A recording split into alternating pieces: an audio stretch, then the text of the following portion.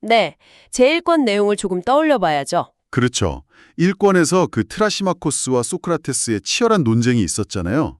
트라시마코스가 막 핏대를 세우면서 정의는 강자의 이익일 뿐이다 이렇게 주장하다가 결국 소크라테스의 논리에 굴복한 것처럼 끝이 났었죠. 굴복한 척 혹은 말문이 막힌 것에 가까웠죠. 그래서 이 권이 시작되자마자 분위기가 완전히 바뀝니다. 젊은 글라우폰이 이 결론에 전혀 만족하지 못하고 소크라테스를 몰아붙이기 시작하거든요. 네, 아주 날카롭게 묻죠. 우리를 그저 설득한 척하고 싶으신 겁니까? 아니면 진정으로 설득하고 싶으신 겁니까? 하고요. 이 도발적인 첫 질문에는 아주 깊은 철학적 의도가 깔려 있습니다. 단순히 딴지를 걸려는 게 아니에요. 오히려 소크라테스가 앞으로 직면할 수 있는 가장 강력한 반론을 자신이 먼저 제기해보는 거죠. 아, 그러니까 일종의 악마의 대변인 역할을 자초하는 거군요. 정확합니다. 트라시마쿠스가 너무 허무하게 무너졌다고 생각한 거예요. 그래서 정의가 과연 그 자체로 추구할 만한 가치가 있는가, 이 본질적인 문제를 다시 제대로 테이블 위에 올린 겁니다. 논의를 명확하게 다지기 위해서 글라우콘이 아주 흥미로운 분류법을 제시하잖아요. 우리가 일상에서 선하다 혹은 좋다고 부르는 것들을 세 가지 부류로 나눴어요. 네, 이 세 가지 카테고리가 앞으로 이어질 논쟁의 뼈대가 됩니다. 첫 번째는 결과와 무관하게 그 자체로 좋은 것들입니다. 뭐 무해한 즐거움이나 단순한 기쁨 같은 거겠죠? 네, 무언가 거창한 보상을 바라고 하는 게 아니라 그냥 아름다운 석양을 바라보는 그 순간 자체가 좋아서 하는 행동들이죠. 그리고 두 번째는 그 자체로도 좋고 결과도 좋은 것입니다. 건강이나 지식 같은 거네요. 건강하면 그 자체로도 기분이 좋지만 활력도 생기고 병원비도 안 들고 결과도 엄청 좋으니까요. 맞아요. 그리고 마지막 대망의 세 번째가 있습니다. 그 자체로는 수고롭고 피하고 싶지만 결과 때문에 어쩔 수 없이 하는 것들입니다. 아, 이거 완벽한 예시가 하나 떠오르는데요. 직장인들의 월요일 아침 출근, 이거 아닙니까? 아유, 아주 정확하고 뼈 때리는 비유네요. 이불 밖으로 나가는 건 정말 고통스럽고 피하고 싶은데 월급이라는 달콤한 결과 때문에 억지로 몸을 일으키는 거잖아요. 네, 돈벌이나 아플 때 아주 쓴 약을 먹는 것, 힘든 운동을 억지로 견디는 과정이 다 이 세 번째 부류입니다. 과정은 괴롭지만 이후의 이익을 위해 참는 거죠. 여기서 소크라테스의 입장은 확고했어요. 당연히 정의를 가장 높은 등급인 두 번째 부류에 놓았죠. 정의롭게 사는 것 자체가 영혼에 좋은 일이고 결과도 좋다고요. 하지만 글라우콘은 대중의 시선을 들이밀며 소크라테스를 흔듭니다. 대중들은 정의를 당신처럼 두 번째가 아니라 세 번째 부류로 본다고 주장하는 거죠. 그러니까 사람들의 눈에 정의란 본래 귀찮고 힘들지만 좋은 평판을 얻거나 보상을 받기 위해서 아니면 처벌받기 싫어서 억지로 지키는 필요하게 불과하다는 거네요. 네, 고된 노동과 같다는 겁니다. 그렇다면 대중들은 왜 그런 귀찮은 규칙을 세상에 만들었을까요? 글라우콘은 여기서 정의의 기원을 사회계약적인 관점에서 설명합니다. 본성 이야기부터 나오죠. 인간은 원래 불의를 행하는 것, 그러니까 남의 것을 빼앗고 내 이익을 챙기는 걸 무척 좋아한다고요. 네, 하지만 반대로 남에게 불의를 당하는 것은 끔찍하게 싫어하죠. 이 대목을 더 큰 그림과 연결해 보면 아주 흥미롭습니다. 훗날 홉스나 루소의 사회계약설의 완벽한 원형이거든요. 아, 약자들이 타협을 한 거군요. 맞습니다. 자연 상태에서 사람들이 서로 끝없이 상처를 주고받다 보니까 불의를 행해서 얻는 쾌락보다 내가 당할 때의 고통이 훨씬 크다는 걸 약자들이 깨달은 거죠. 그래서 서로 피해 주지도 말고 받지도 말자고 법과 계약을 맺은 게 정의의 기원이라는 거네요. 인간이 본성적으로 선해서가 아니라 남한테 맞을까 봐 두려워서 합의를 본 거고요. 글라우콘의 통찰이 바로 그겁니다.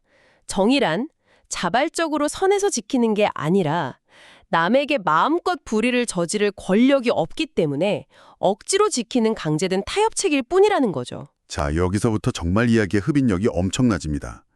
글라우콘은 인간이 억지로 정의를 연기할 뿐이라는 이 가설을 증명하려고 철학 역사상 가장 유명한 사유실험 하나를 꺼내잖아요. 네, 바로 기게스의 반지 신화죠. 리디아의 평범한 목동 기게스가 있었는데 어느 날 끔찍한 지진이라서 땅이 갈라졌어요. 거기로 내려가 보니까 거대한 청동말이 있었고 그 안에 사람이라고 믿기 힘들 만큼 거대한 시신이 있었죠. 그리고 그 시신의 손가락에는 황금 반지가 끼워져 있었습니다. 기게스가 반지를 빼서 돌아왔는데 우연히 장식을 안쪽으로 돌렸더니 자기 몸이 완전히 투명해진 거예요. 아무도 자기를 볼 수 없게 된 거죠. 절대적인 은폐의 힘을 갖게 된 겁니다. 이 반지의 힘을 깨달은 기게스가 어떻게 했을까요? 글라우콘은 아주 냉혹하게 묘사합니다. 기게스는 즉시 궁전으로 들어가서 왕비를 겁탈하고 왕을 암살한 뒤 왕좌를 차지해버립니다. 여기서 글라우콘이 흥미로운 가정을 덧붙이죠. 만약 이 투명 반지가 2개가 있어서 하나는 세상에서 가장 도덕적인 성인군자에게 주고 다른 하나는 최악의 범죄자에게 준다면 과연 결과가 다를 것인가? 네, 글라우콘의 결론은 비관적입니다. 두 사람 모두 결국 남의 물건을 훔치고 욕망을 채우는 똑같은 길에 갈 것이라고 단언하죠. 들치지 않고 처벌받지 않을 완벽한 자유 앞에서는 그 강철 같은 도덕성을 유지할 인간이 없다는 거네요. 청취자님, 만약 출퇴근길에 이 이야기를 듣고 계신다면 스스로에게 한번 물어보시면 좋겠습니다. 은행 전산망에 오류가 나서 내 계좌에 100억 원이 들어왔고 절대 들키지 않게 맘대로 쓸 수 있다면 과연 바로 경찰에 신고할까요? 아주 뼈아픈 질문이죠. 아무도 보지 않을 때 우리는 과연 선할 수 있는가? 그런데 글라우콘은 기게스의 반지에서 멈추지 않습니다. 소크라테스를 완전히 코너로 몰아넣기 위해서 극단적인 대결 구도를 제안해요. 완벽하게 불의한 자와 완벽하게 의로운 자의 대결이죠. 극치는 아주 교묘합니다. 그냥 동네 양아치 같은 악당이 아니에요. 속으로는 온갖 악행을 저지르면서도 겉으로는 세상에서 가장 정의롭고 존경받는 사람으로 완벽하게 위장하는 인물입니다. 겉모습은 천사인데 속은 악마네요. 반대로 참된 의인에게는 아주 지독한 프레임을 씌워버리죠. 속은 티 없이 맑고 정의롭지만 세상 모든 평판을 다 뺏기고 최악의 범죄자라는 오명을 뒤집어 쓴 사람입니다. 네, 글라우콘은 묻습니다. 이 참된 의인이 평판이라는 껍데기를 모두 빼앗겼을 때 과연 어떻게 될까?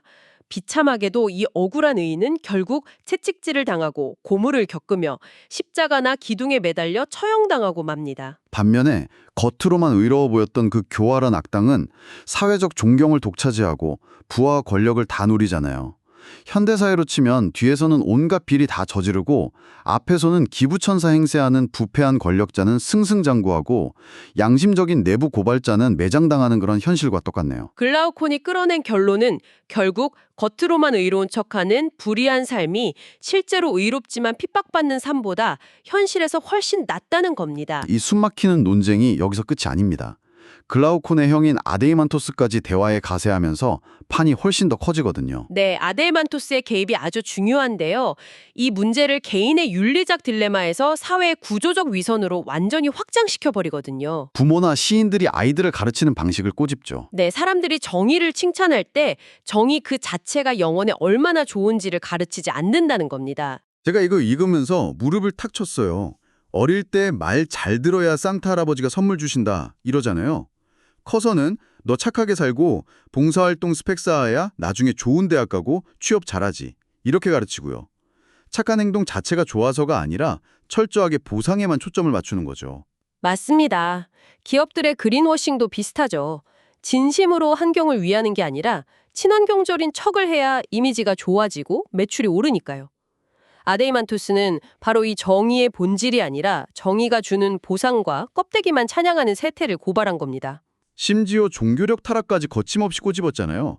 네, 아데이만토스는 호메로스 같은 위대한 시인이나 예언자들조차 아주 위험한 가르침을 퍼뜨린다고 비판했습니다. 신들조차도 화려한 재물과 달콤한 기도로 구워 삶을 수 있다고 가르쳤거든요. 아니 그럼 내가 교활하게 남의 돈을 다 훔쳐서 부자가 됐어도 그 돈 일부 떼어서 신전 크게 지어주고 재물 바치면 신마저 매수할 수 있다는 논리인가요? 네, 맞습니다.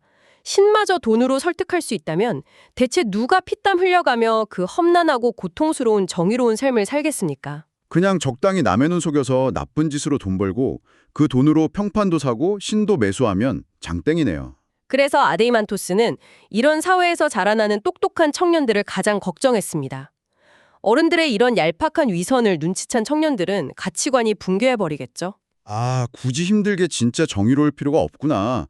겉으로는 완벽한 도덕군자 탈을 쓰고 속으로는 내 이익을 위해 여우처럼 교활하게 구는 게 제일 현명한 거구나. 이렇게 결론을 내린다는 거군요. 외양이 진실을 압도해버리는 절망적인 세태 비판입니다. 겉으로는 웃으면서 속으로는 칼을 품은 교활한 여우 같은 청년들이 세상을 주도한다니 참 암울한데요.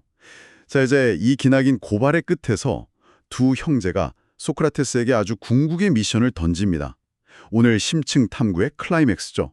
최종 요구는 이렇습니다. 평판, 물질적 보상, 신들의 용서나 눈속임까지 전부 다 빼버리십시오. 그 모든 껍데기를 벗겨낸 후에도 오직 정의 그 자체만으로, 그게 인간의 영혼 안에서 어떻게 스스로 힘을 발휘해 그 사람을 진정 행복하게 만드는지 증명해 보십시오. 호스트 보상도 없고 심지어 억울한 누명을 쓰고 십자가에 매달리더라도 내 영혼이 정의롭기 때문에 행복할 수 있다는 걸 증명하라는 거군요. 정의라는 눈에 보이지 않는 추상적인 개념을 개인의 내면에서 찾으려다 보니까 일단 벽에 부딪히잖아요.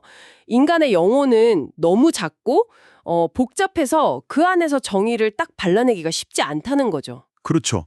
너무 미세하니까요. 그래서 여기서 그 유명한 큰 글씨 비유를 제안합니다.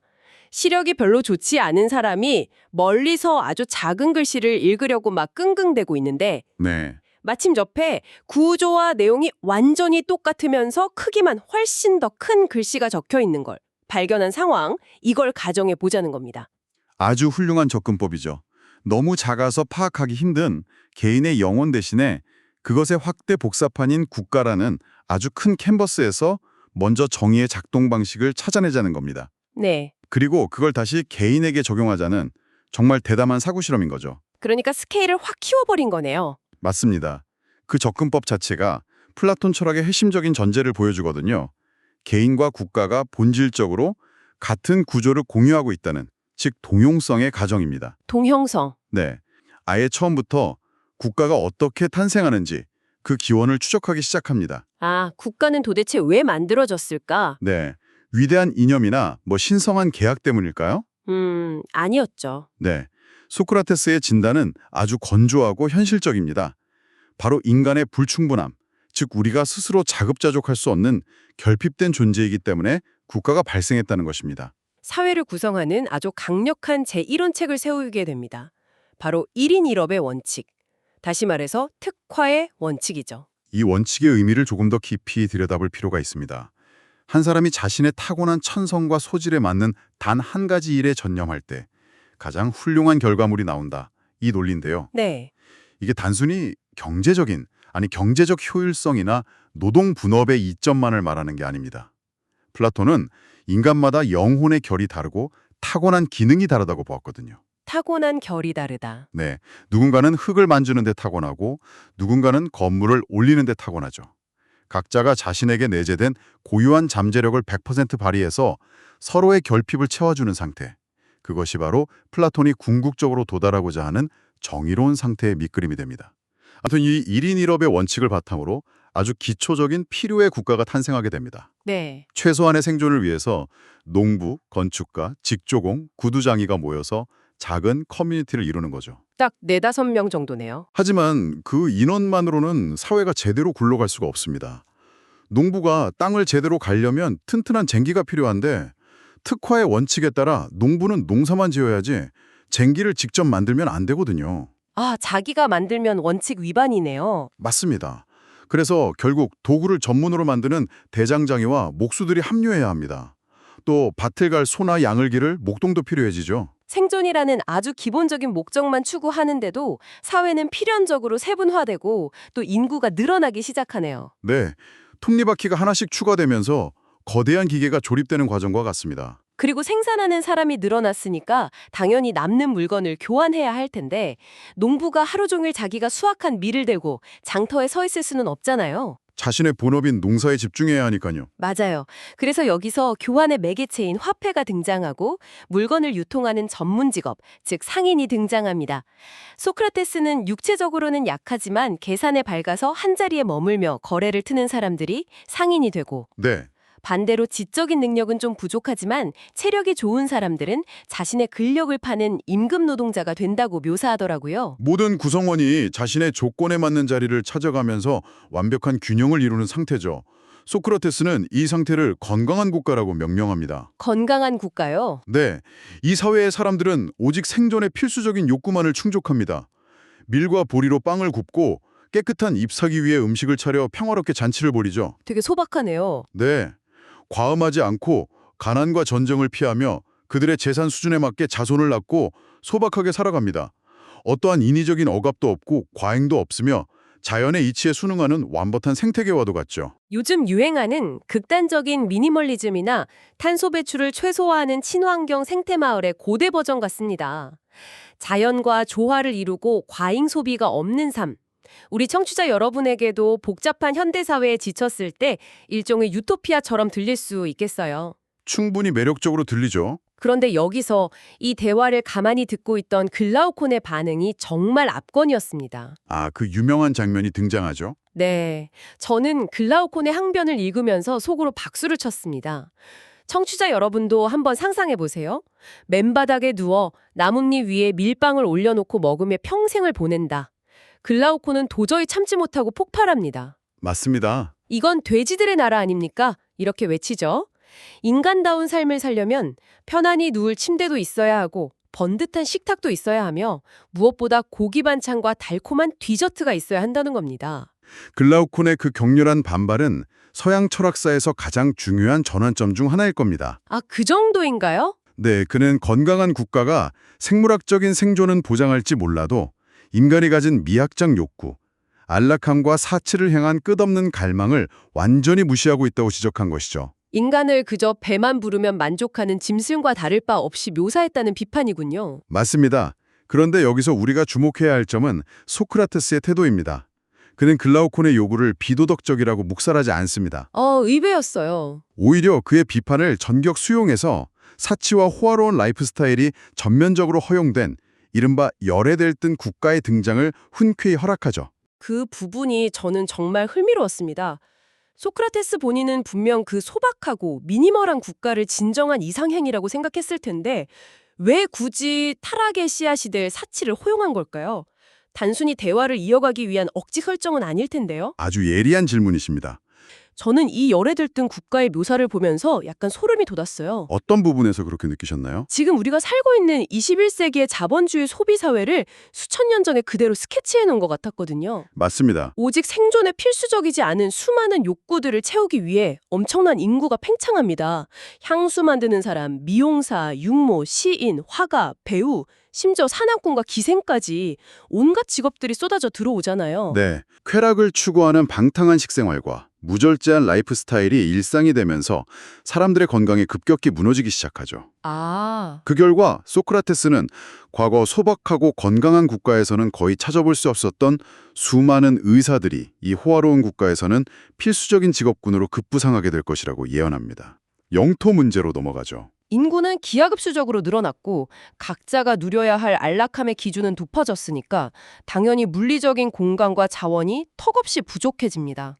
제한된 자원 속에서 무한한 욕망을 충족하려면 결론은 하나뿐입니다. 이웃나라의 땅과 자원을 뺏어야 하죠. 결국 전쟁이네요. 맞습니다. 소크라테스는 외부의 사악한 적이나 거창한 이념의 대립에서 전쟁의 이유를 찾지 않습니다. 전쟁의 기원은 바로 우리 내부에서 끝없이 자라나는 불필요한 탐욕, 더 많은 고기와 더 편안한 침대를 원하는 그 평범해 보이는 일상적 욕망의 팽창에서 비롯된다고 냉철하게 진단합니다. 인간의 사적인 욕망이 전쟁이라는 정치적 악의 근원이라는 거네요. 바로 그겁니다. 자, 그럼 이웃나라를 침략하거나 반대로 그들의 침략으로부터 우리의 이 호화로운 부를 지키기 위해서는 싸울 사람이 필요해집니다. 그런데 앞서 아주 중요하게 다뤘던 원칙 하나가 여기서 발목을 잡습니다. 바로 1인 1업의 원칙이죠. 네, 굉장히 중요한 포인트입니다. 농사를 짓던 농부나 구두를 만들던 직조공이 전쟁이 났다고 갑자기 창을 들고 나가서 잘 싸울 수는 없잖아요. 여기서 플라톤의 철저한 현실주의와 엘리트주의적 시각이 드러납니다. 소크라테스는 무기만 쥐어준다고 해서 그날로 군인이 되는 것이 아니라고 단언하거든요. 네. 전쟁이야말로 가장 고도의 전문적인 기술과 오랜 훈련을 요하는 분야입니다. 필요할 때만 무기를 드는 시민군이 아니라 오직 전투와 국가 방어만을 전업으로 하는 상비군, 즉 수호자 계급이 역사상 처음으로 논리적 필연성을 띠고 탄생하게 됩니다. 이 수호자라는 집단, 굉장히 매력적이면서도 동시에 엄청나게 위험해 보입니다. 이들은 대체 어떤 자질을 갖춘 사람들이어야 할까요? 적과 싸워 이겨야 하니까 당연히 육체적으로 빠르고 강해야겠죠? 기본적인 조건이죠. 하지만 소크라테스는 체력보다 영혼의 상태를 훨씬 더 까다롭게 검증하더라고요. 영혼의 용기와 뜨거운 기계를 갖춘 자를 선발해야 한다고 강조하잖아요. 이 기계라는 게 단순히 용감하다는 걸 넘어선 아주 독특한 개념이던데요. 그리스어로 티모스라고 하는 이 개념은 플라톤 심리학을 이해하는 아주 핵심적인 키워드입니다. 단순한 투지를 넘어서 불의를 담지 못하는 분노, 명예를 중시하는 자존심, 결코 물러서지 않는 맹렬한 기질을 포괄하죠. 티모스. 네, 이 티모스가 끌어오르는 자들만이 전쟁터에서 두려움을 극복하고 적을 향해 돌진할 수 있습니다. 그렇겠네요. 하지만 바로 이 대목에서 이 전체 논의를 뒤흔들 수 있는 가장 치명적인 문제가 발생합니다. 청취자님도 한번 깊이 생각해 보시죠. 어떤 문제인가요? 이 수호자들은 맹렬한 투지를 타고 났으며 혹독한 훈련을 거쳐 국가의 모든 무력을 독점하고 있습니다. 외부의 적을 향해서는 자비 없는 사나운 맹수여야 하죠. 하지만 동시에 자신이 지켜야 할 내부의 시민들에게는 한없이 친절하고 온순해야만 합니다. 아, 듣고 보니 이거 심리학적으로 모순 아닌가요? 피를 보는데 익숙하고 아드레날린이 항상 넘치는 무장 집단이 전투가 끝나고 퇴근하고 나면 갑자기 다정한 이웃으로 돌변해야 한다는 거잖아요. 바로 그 모순입니다. 만약 이 거친 전사들이 자기들끼리 힘을 합쳐서 무력이 없는 시민들에게 칼끝을 돌린다면 어떻게 될까요? 인류 역사를 보면 군부 쿠데타나 무장 집단이 시민을 억압하는 독재로 이어진 사례가 셀 수도 없이 많습니다. 너무나 많죠. 수호자가 시민을 지키는 양치기 개가 아니라 시민을 잡아먹는 굶주린 늑대로 돌변하는 이 최악의 시나리오, 소크라테스는 이 수호자의 딜레마를 어떻게 해결하나요? 그 모순을 극복하기 위해 소크라테스가 끌어들이는 비유가 바로 플라톤 철학의 놀라운 상상력을 보여줍니다. 오, 어떤 비유죠? 그는 혈통이 아주 훌륭하게 잘 훈련된 경비견을 관찰해보라고 제안합니다. 경비견의 행동 패턴을 보면 이 상반된 두 성향이 한 영혼 안에 완벽하게 공존하고 있거든요. 경비견이요? 네. 걔는 매일 보는 아는 사람, 즉 아군이나 주인을 보면 반가워하며 꼬리를 흔들고 온갖 애교를 부립니다. 그 사람이 자신에게 특별한 보상을 당장 주지 않아도 단지 친숙하게 안다는 이유만으로 절대적으로 온순해지죠. 맞아요. 반면에 처음 보는 낯선 사람, 즉 외부인을 보면 그 사람이 자신을 해치지 않았는데도 그저 모른다는 이유 하나만으로 이빨을 드러내며 맹렬하게 사나워집니다. 듣고 보니 그렇네요. 강아지들은 매일 보는 가족이 오면 배를 보이고 눕지만 낯선 배달기사님만 오면 막 맹수처럼 지저대잖아요. 그렇죠. 그런데 개의 이런 행동이 영혼의 딜레마를 해결하는 것과 무슨 깊은 연관이 있는 건가요? 솔직히 그냥 동물의 본능적인 영역 방어 본능 아닌가요? 일반적인 시각에서는 그렇게 볼 수 있습니다. 하지만 소크라테스는 개의 이러한 본성에서 아주 심오한 철학적 의미를 길어 올립니다. 철학적 의미요? 개는 오직 암과 모름이라는 지적인 기준을 통해서만 적과 동지를 구분하고 친근함과 적대감을 결정합니다.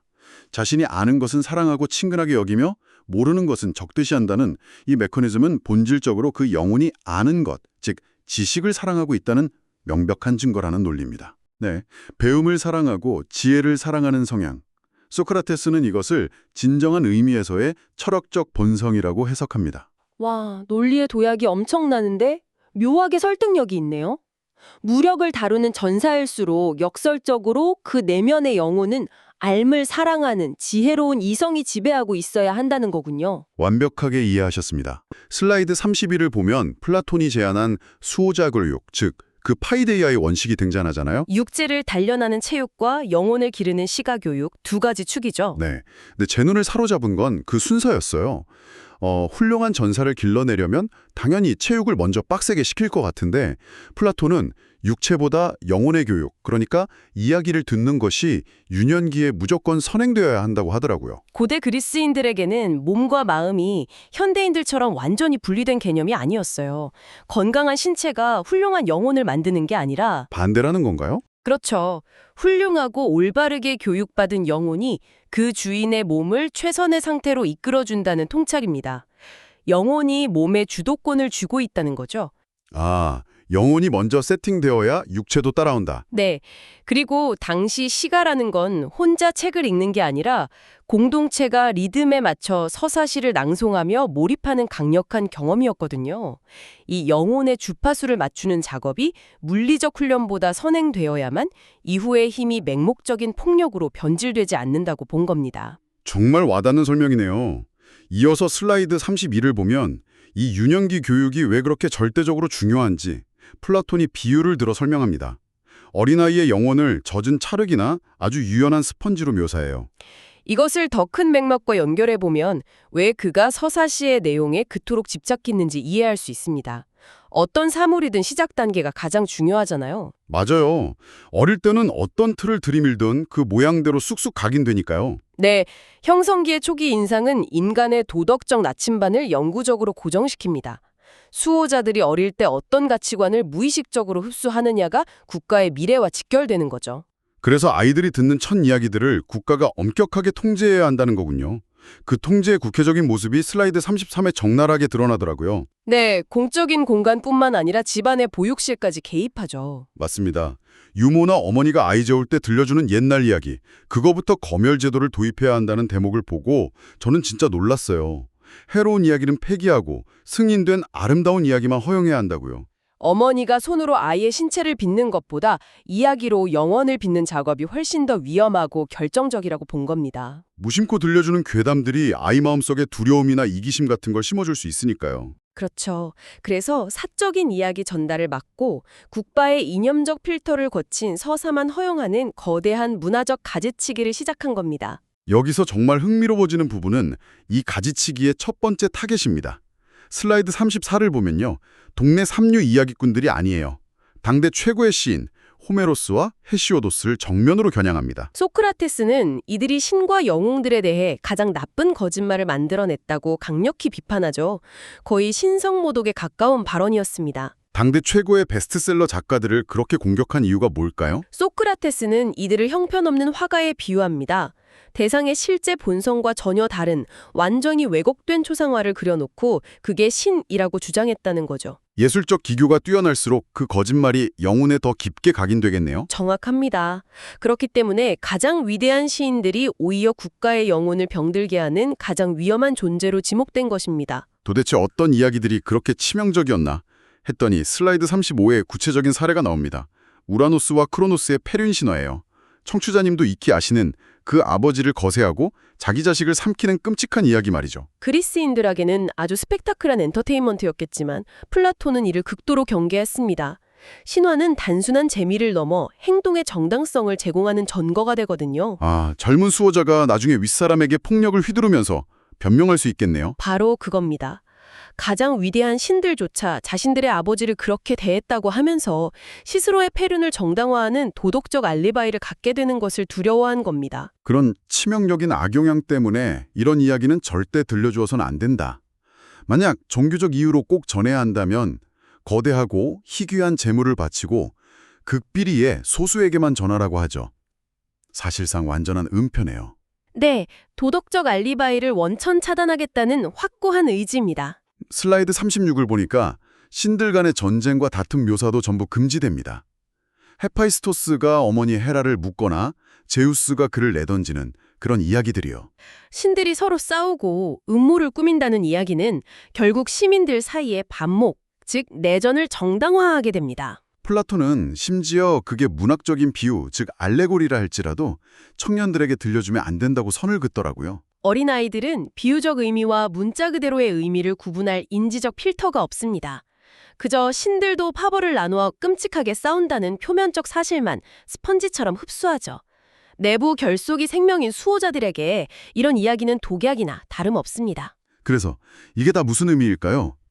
단순히 나쁜 컨텐츠를 블라인드 처리하겠다는 게 아니라 슬라이드 37부터 보면 플라톤이 아예 신이라는 존재에 대한 정의 자체를 뜯어고칩니다. 네, 새로운 신학의 첫 번째 기준 혹은 패턴을 제시하죠. 신은 본성상 선하며 유익한 존재라는 명제입니다. 해로운 것을 만들어낼 수 없다. 따라서 신은 세상 모든 것의 원인이 아니라 오직 좋은 것만의 원인이다. 이렇게 규정하네요.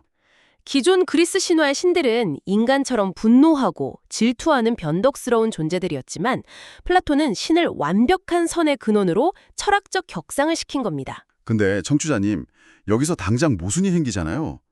우리 삶을 돌아보면 분명 선보다 악과 불행이 훨씬 많은데 말이죠. 슬라이드 38에 보니까 이 문제에 대해 플라톤이 호메로스의 구절을 정면으로 반박합니다. 제우스가 두 개의 항아리에서 선과 악을 섞어 인간에게 운명을 배분한다는 그 유명한 묘사죠. 네, 그 표현을 전면 금지시켜버려요. 신이 인간 불행의 원인이라는 건 문학적 상상력일 뿐, 새로운 신학에서는 완벽한 모순이자 신성 모독입니다. 삶의 악이 더 많다는 건 인정하지만 그 원인은 신이 아닌 다른 곳에서 찾아야 한다고 강제한 것입니다. 와, 철저하네요. 그럼 슬라이드 39에서 다루는 비극 시인들은 어떡하죠? 니오베의 고통이나 트로이 전쟁 같은 참혹한 사건을 묘사할 때 이게 다 신의 뜻이 아니라고 하면 예술 창작이 너무 힘들어질 텐데요. 이는 중요한 질문을 던집니다. 신의 완벽성을 훼손하지 않으면서 비극을 다루기 위해 플라톤은 형벌의 의미를 완전히 재규정합니다. 형벌을 재규정한다고요? 네.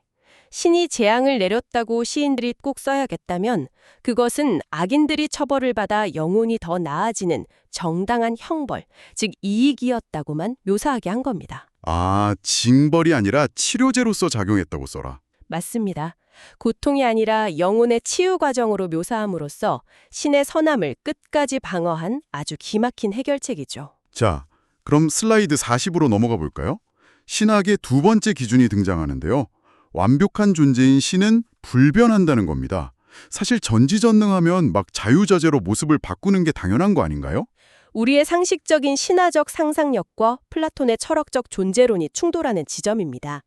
가장 훌륭하고 완벽한 상태에 있는 존재는 외부로 인해 변하지 않죠. 외부의 힘으로는 당연히 안 변하겠지만 스스로 바꿀 수는 있잖아요. 완벽함의 정점에 있는 존재가 형태를 바꾼다는 건 필연적으로 지금보다 못한 상태가 된다. 즉 열등해짐을 의미한다는 거군요. 정합합니다.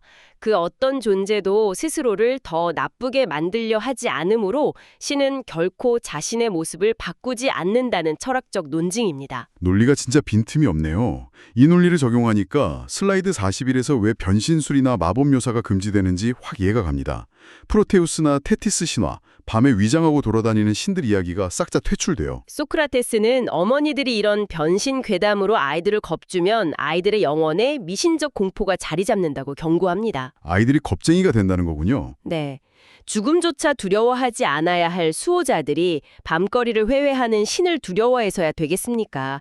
동시에 신을 기만적인 존재로 묘사하는 신성 모독이기도 하고요. 기만이라는 키워드가 나왔으니 슬라이드 42의 아주 심오한 개념으로 넘어가 보죠.